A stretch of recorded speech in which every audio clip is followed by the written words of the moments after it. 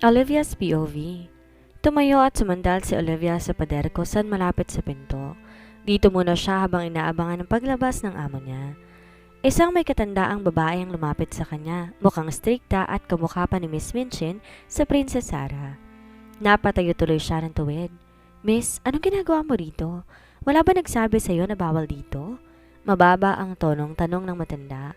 Akala niya sisigaw to at tataasan siya ng kilay pero hindi naman pala.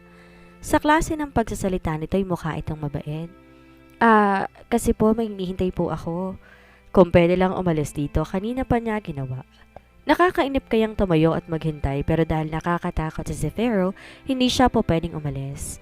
Baka mamaya hagkan na naman siya. Bigla siyang sininok. Nako Olivia, alisin mo na sa utak mong hagkan na yon. Ani ng utak niya. Miss, ang kwartong yan. Tinuro na matanda ang pinto kung saan pumasok si Zefiro kanina. Ay hindi basta kwarto lang. Baguhan ka ba? Halika't sasamahan kita sa ibaba. Ikaw bang pinadala ng agency? Inawakan siya ng matanda sa braso at hinila. Kung ako sa'yo, hindi ako tatambay sa lugar na to, miss. Nakakatakot ang amo natin dito. Minsan lang yun magpakita pero kahit sino, nanginginig sa takot marinig lang pangalan niya.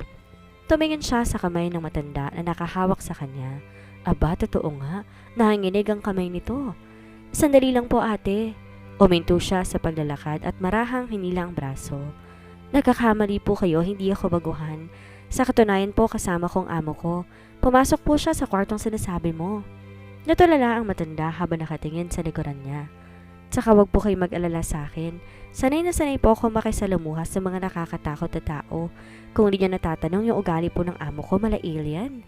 Malakas pa siyang tumawa. Pero yakang-yaka ko siya. Ako pa ba? Si Olivia ata to. Inangat pa niya ang payat na braso para ipakita sa matanda. Miss, utal ng matanda na para bang takot. Sa kaalis, sa tingin ko po, magkamag-anak ang amo natin. Sabi niya lang kanina sa isang babae sa akin, may sa alien din daw ang may-ari ng hotel na to. Kaya ang ayokong pumasok dun sa kwarto eh. Sa amo ko pa lang, kota na ako. Ayoko namang makahanap ng dalawang alien na may sungay. Nalagay pa ang dalawang kamay sa taas ng noo para gawing sungay. Natigilan si Olivia, tiningnan na mabuti ang kaharap. Ale, namumutla po kayo. Di na niya natapos ang sasabihin nang mabilis naglaho ang matanda sa harapan niya. Grabe, tinalo pang multo. Ang tanda na nun pero mabilis pa rin sa takbuhan na. Ani niya bago pumihit pabalik sa pwesto kanina. Napaaray siya nang tumama ang mukha niya sa matigas na pader. Dibdib pala. Nagangat siya ng tingin. Kung kanina ang matanda lang namumutla, aba pati siya namumutla na rin ngayon. Sinong di mamumutla ay nakatingin lang naman sa kanya ang amo niyang masama. Tapos ka na bang makipagkwentuhan tungkol sa amo mong may... Nilagay ng binata ang dalawang kamay sa noo, tulad ng ginawa niya kanina.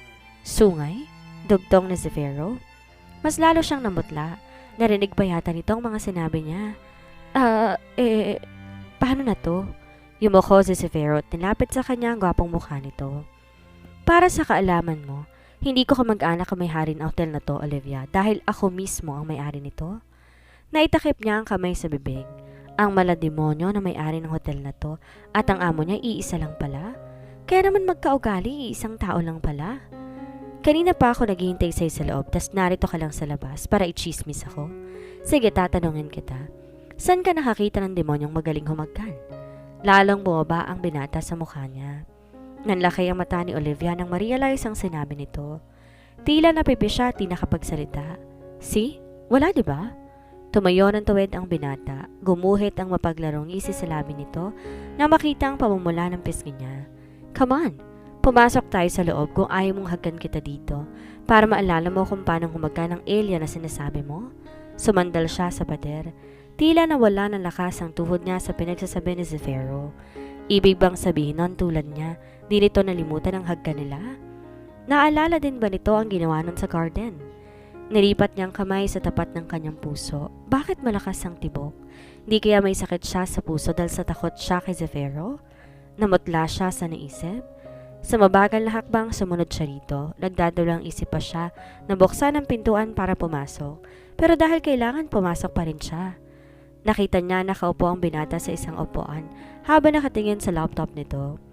Tumawid ng upo si Zefiro at tumingin sa kanya. Have a seat, Olivia. Nilibot niya ang tingin sa paligid. May 4 na upuan sa loob ng malalaking silid, may isa sa tabi ng amo niya. May 2 sa harap ng salamin nitong mesa, meron namang isa sa bandang pinto. Pinili niya ang pinakamalayo. Ayaw niyang umupo malapit kay Zefiro, pakiramdam niya kasi lalong bumibilis ang tibok ng puso niya. Mamaya bigla pa siyang atakihin. Anong ginagawa mo dyan, Olivia? Kunot ang noong tanong ng binata. Nakaupo po, sir, sagot niya. Bakit ba palagi itong nagtatanong ng obvious? Nakita na nga nitong nakaupo na siya tapos magtatanong pa. Alam kong nakaupo ka, what I mean is, why were you sitting here? Dapat alam mo kung saan ang lugar mo. Seryoso ang mukha na saad nito. Kumibot ang labi niya. Alam niya ang lugar na ibig sabihin nito.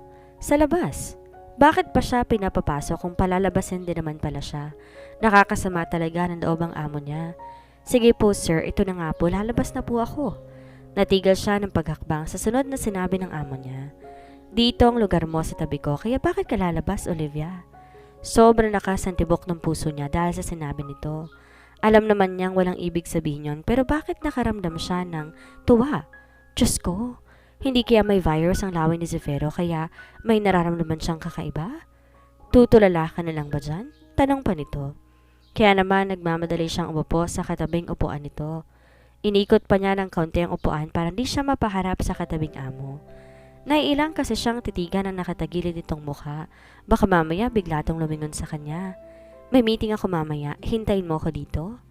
Inikot ni Zefiro ang kanyang inuupuan, dahilan para mapaharap siya rito. Huwag kang lalabas ng opisina ko at di ka makikipag-usap sa kahit na sino, naiintindihan mo ba?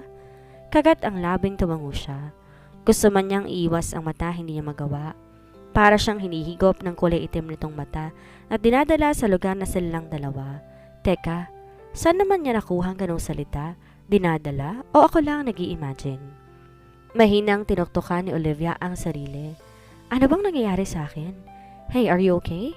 Nag-aalalang tanong ng binata, kinuha ang kamay niya.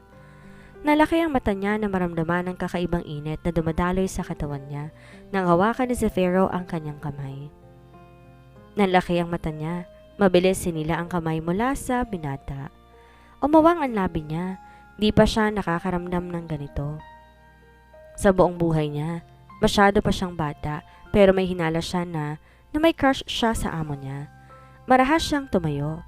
Anak ng, hindi nga, ako, may, hindi makapaniwalang tumingin si Olivia sa binatang kaharap na ngayon ay nakatingin sa kanya, nang may pag-aalala sa mukha. Damn, Olivia, kung masama ang pakiramdam mo, ipapacheck up na agad kita ngayon din. Umupo ka na at huwag mo na akong pakabahin. Umiling-iling na nga siya. Hindi ito maaari. Tumayo na lang si Zefiro at sinalat ang noon niya. Huwag mo kong hawakan. Pulang-pula ang mukha niya. Mukhang di na siya makahinga ng maayos dahil sa nagrarambulan niyang puso.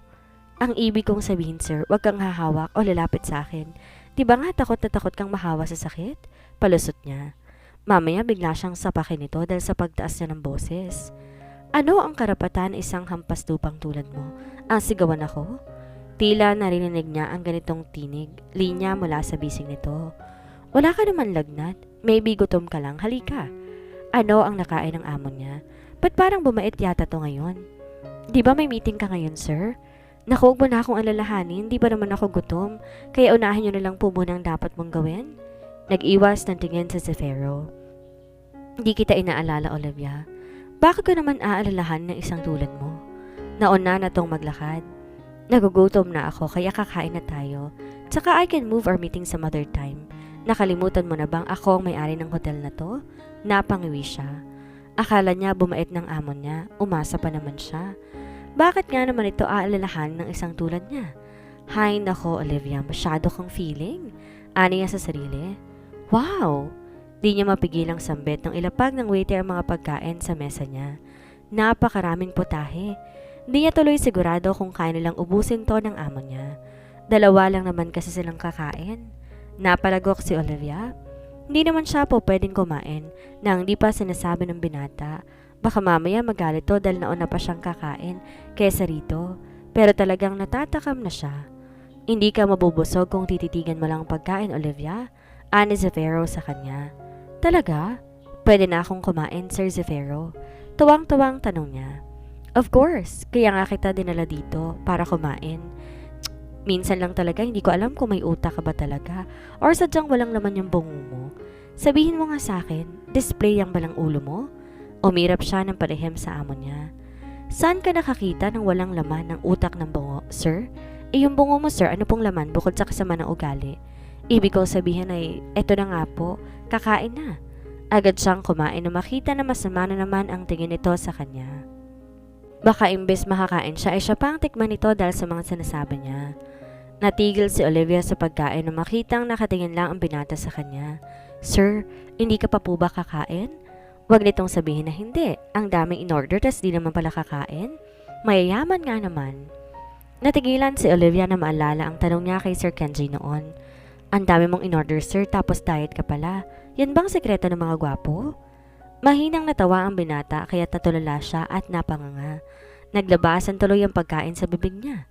Sinong di matutulala kung ang lalaking hindi alam ang salitang tawa at ngiti ay mahinang tumatawa ngayon sa harapan niya. Ang lalaking walang alam kundi sumimangot, magalit, manlait, paulanan siya na masasakit na salita ay tumatawa. Tinakpan niya ang bibig para pigilan ang mga pagkaing lumabas. Ilang beses niya pang kinagat ang labi para masigurong hindi siya nananaginip. Totoo nga, mahina niyang sabi matapos lulukin ng pagkain. Tulala pa rin siya habang di naalis ang mata sa karap. Lalo naging gwapo si Zefiro sa paningin niya. Hindi kaya sinapian to ng mabuting espiritu? So, gwapo pala ang tingin mo sa akin. Sumilay ang simpatikong ngiti sa labi ni Zefiro. Maganda din naman ang tingin ko sa'yo. No, hindi lang na maganda. Sobrang ganda mo, Olivia, kaya patas lang tayo. Anang binata na muntik na ikawala ng malay ni Olivia. Sa kabilang banda, kung sino ka mang espiritu ka, lumayas ka sa katawan ng amo ko? Yan ang kanina pang sinasabi ng utak ni Olivia. Alam niya na magandang pagbabago ang pangiti ng amo niya, pero hindi maganda yon para sa puso niya. Relax, Olivia. Kumalma ka. Crush is paghanga, kaya huwag ka masyadong matakot. Pagkausap niya sa sarili. Muntik na nga siyang mawala ng malay kanina dahil sa sinabi ng amo niya. Maganda daw ako. Ay hindi pala, napakaganda mo daw. Kaya naniniwala siya na nasabihan to eh.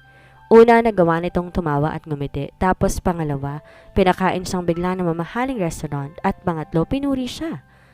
Huminto ang sasakyan ng amo niya sa isang malaki at sikat na mall na para lang sa mayayaman. Baka naman hindi ka na naman sumunod, Olivia. Napalabi siya bago lumabas ng sasakyan at sumunod sa binata.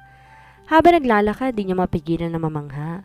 Bawat madaanan nilang bagay halatang mamahalin at magandang kalidad. Huminto siya saglit, tumingin sa magandang dress na kulay asulang kulay. Ang ganda! Inawakan niya yon sa kaniyakap at inamoy-amoy. Amoy mamahalin? Tinignan niya ang tag price at gano'n na lang ang panlulumo niya nang makita ang presyo.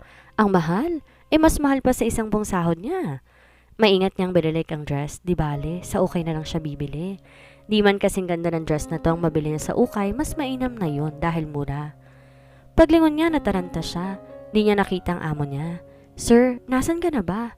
Kabadong tanong niya. Nasa isang oras na yata siyang paikot-ikot pero di niya nakita kung nasan to. Sa lawak ng mall, baka abutin siya ng 3 araw sa paglilibot. Sisigaw na sana si Olivia nang may kamay na umakbay sa kanya.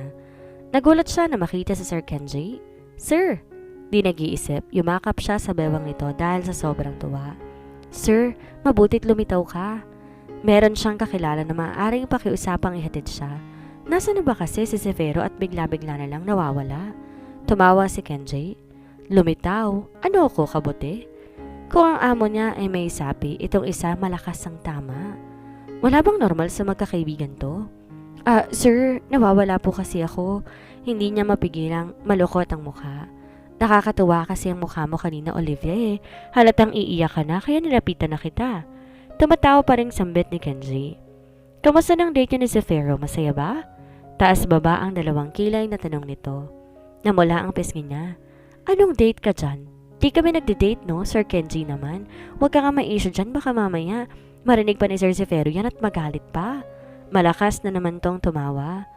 Ano kaya kung tuktukan niya sa noong lalaking to para matauhan? Di magagalit ang kaibigan ko sa maririnig niya, pero dito baka magalit siya. Nahigit ni Olivia ang hininga nang yumuko si Kenji Nilapit ng gusto ang mukha sa kanya. Nanlaki ang mata niya at halos maduling sa lapit ng mukha ni Kenji sa kanya. Tiyak mahahagan siya nito oras na gumalaw siya. Sir!